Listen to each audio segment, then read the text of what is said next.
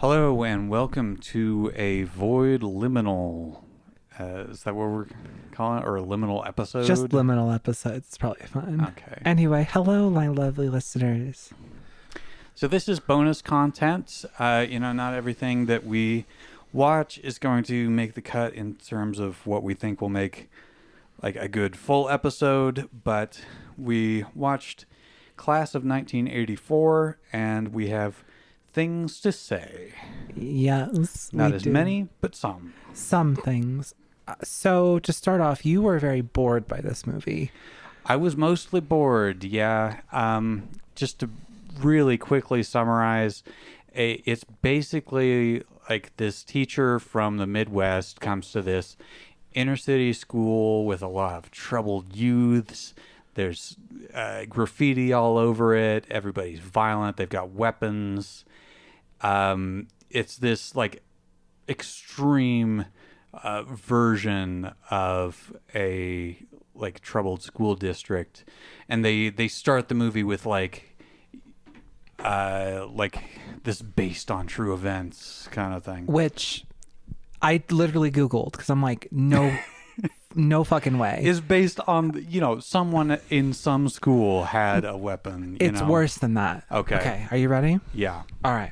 So, the director of this film based it off of things that he read in the papers a couple of times. Okay. So, it's the spun paper version of events filtered through someone who is very scared of inner city youth.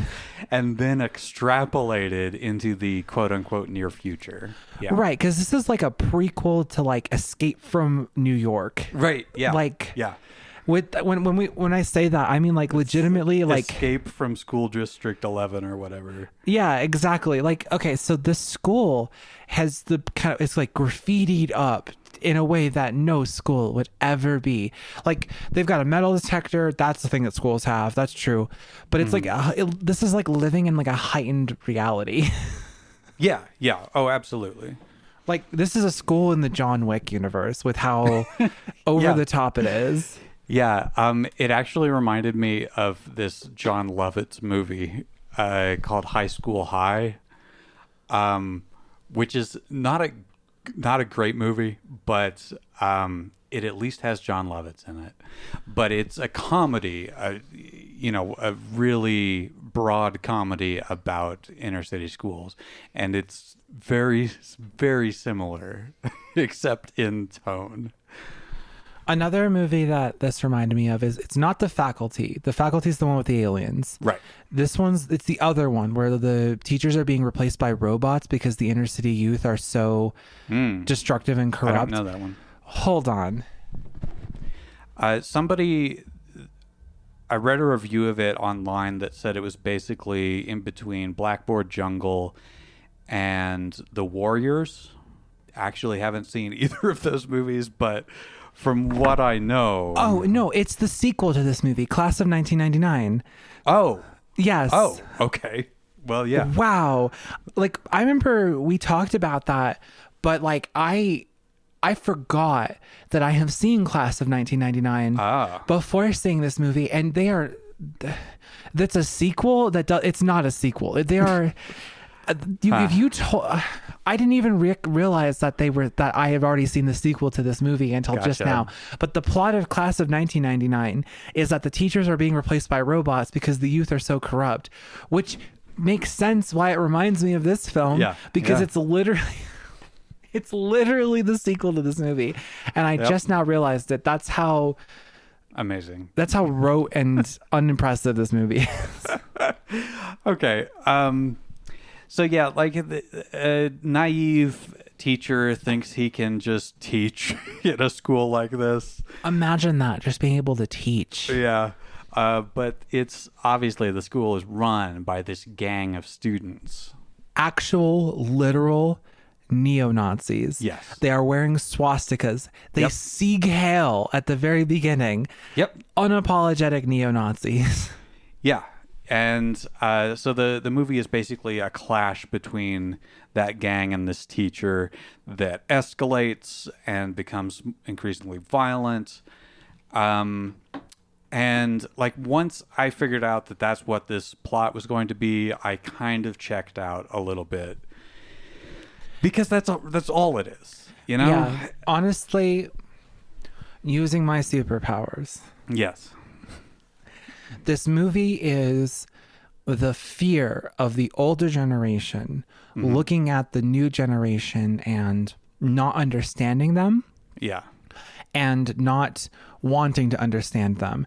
And the use of the neo-Nazis is a deliberate choice to portray the youth as a dangerous thing that needs to be corralled and brought to heel instead of something to be understood. Because all of the kids in this movie that we see that are like we follow are either good little noodles who are dressed in khakis and polos, or they're punk neo-Nazis, which is a fucking oxymoron because there's nothing punk about being a fucking Nazi. Right, but it's an old white man looking at the punks and thinking that they're neo-Nazis. Yep.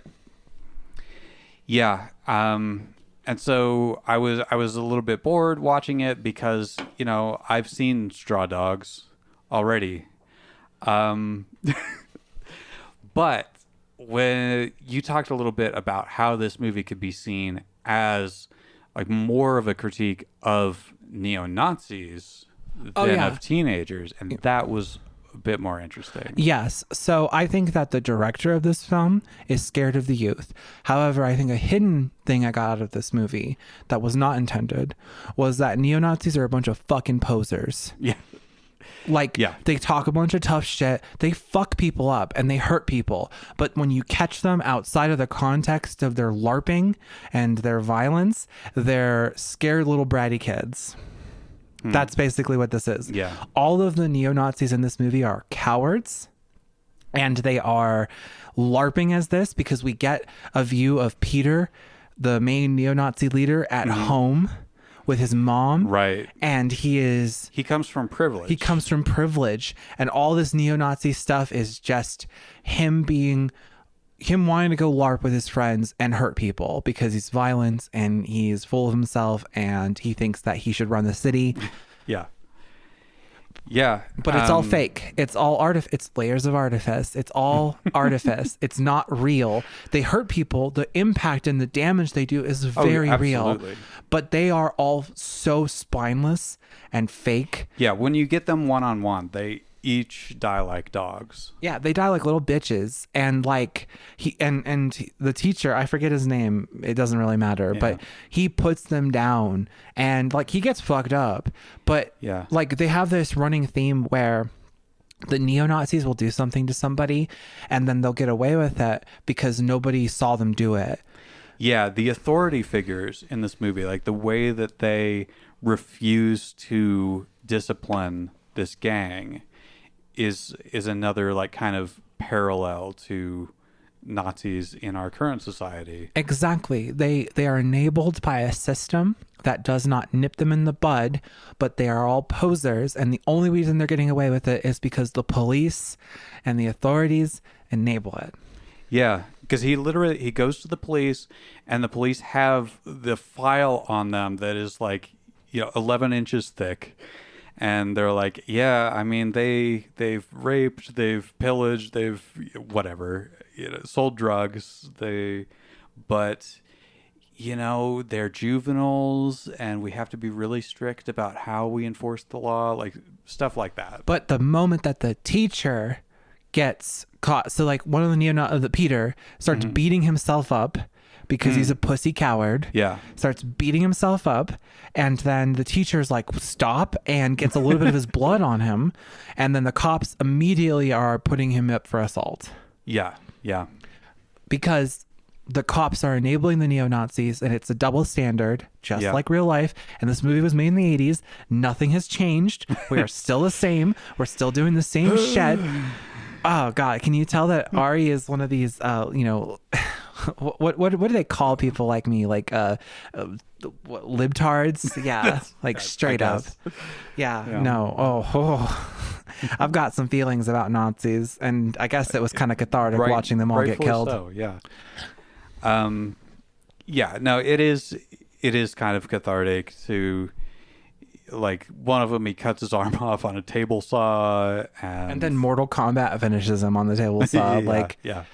And then the very end, Peter is killed by the teacher, dropped down through the skylight, hung for the world to see. Yes. And the teacher is acquitted because nobody saw him commit the acts. Yes, in a very wry title card that comes up. Right. Which I will say, this movie was well orchestrated in its rules of threes. It definitely brought things up multiple times. Yeah. It's I don't want to shit on it too much because it is a decently well-made movie. Mm-hmm. Especially for, made in 1982, made with love. I could tell people really, really had passion for it. The set design was really interesting. Just a little shallow for me. That's fair. It's shallow in the opposite way of some of the other movies that we've reviewed because it's shallow in its beat for beat, not necessarily in its theme, because the theme is a very important theme and it runs from the tip to the bottom of this movie. Well, you said it was unintentional, though. Do you think? It is unintentional. Okay. I think it's just they made Nazis the bad guys because that's what you did in the 80s. Yeah. But I don't feel like it's shallow. I just feel like it's accidentally not shallow. Okay. It's a pretty classic by the numbers revenge film for the most part. The second half of the film is like a by the numbers revenge film. But the first half of the movie, I think, is where they were trying the most, and it's about the fear of the youth. Yeah. What was it that I said? Ephebiphobia, the fear of teenagers. Yeah. Now that you mention it, it could be that it was intentional, now that we're thinking about it like this. But it just, there's way too much curmudgeonly energy at the start of the movie. It definitely has that. Because the reason I don't think it's intentional is because whenever we cut to fully adult spaces, they're neat, orderly, they're playing classical music, or when the teacher goes home with his wife, it's like their house is really neat and put together, and they're kind of wealthy, living in wealthy suburbia. The house they have has to have cost a lot of money, and on a teacher's salary, that's crazy. Yeah. So whenever we see places that are teenage dominated, they are falling apart, decrepit, covered in graffiti. Yeah. All the kids are doing drugs.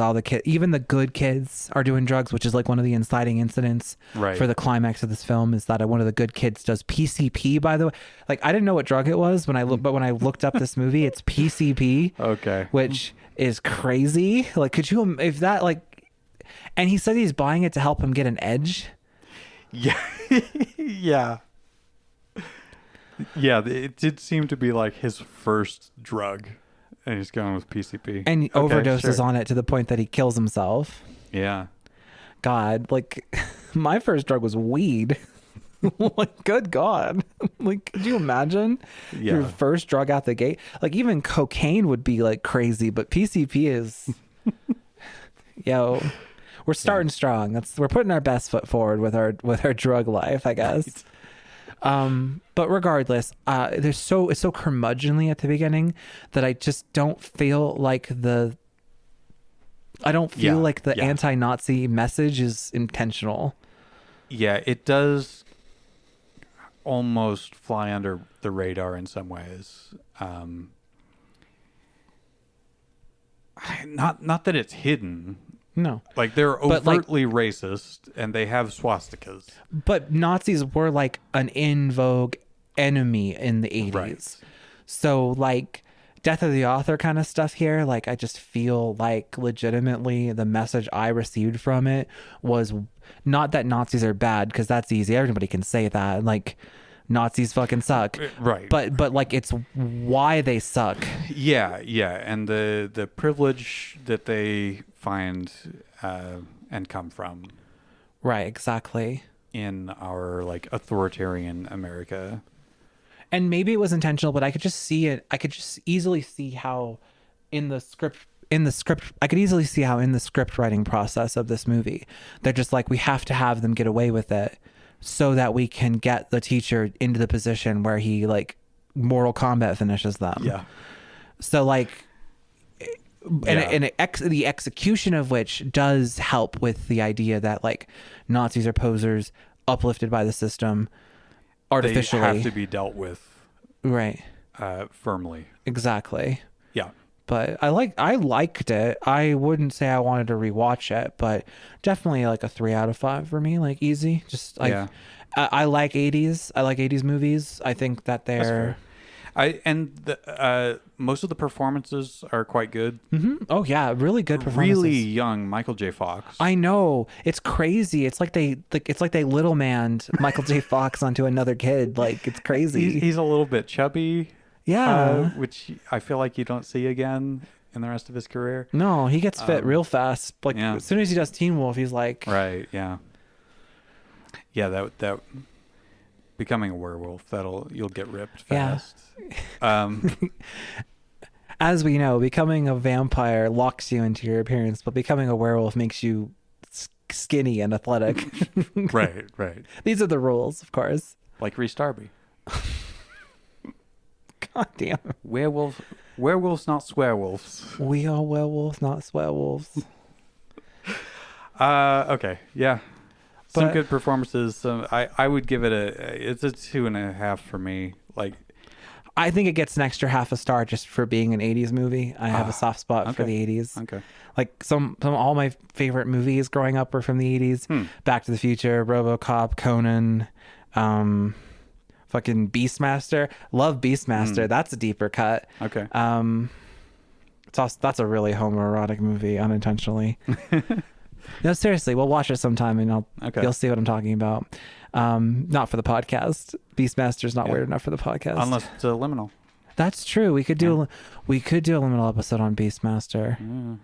All right. I think that's pretty much all I have to say. Except for one more thing. No curriculum for old men. Is that anything? Wait, I'll take that as a no. What? Wait, is that a line from the movie? No, I just like, the idea of like the authority figures not being able to understand like the new wave of crime. Oh, okay. Well, you just had to explain to me. I get it now. Okay, I vibe. No curriculum for old men. I vibe. Good. All right. Well, thanks for joining us on this. That's what I'll call this episode then. Thanks for joining us on this liminal adventure. I hope that you all have a lovely rest of your day, and thanks for joining me in my living room. Goodbye. Bye.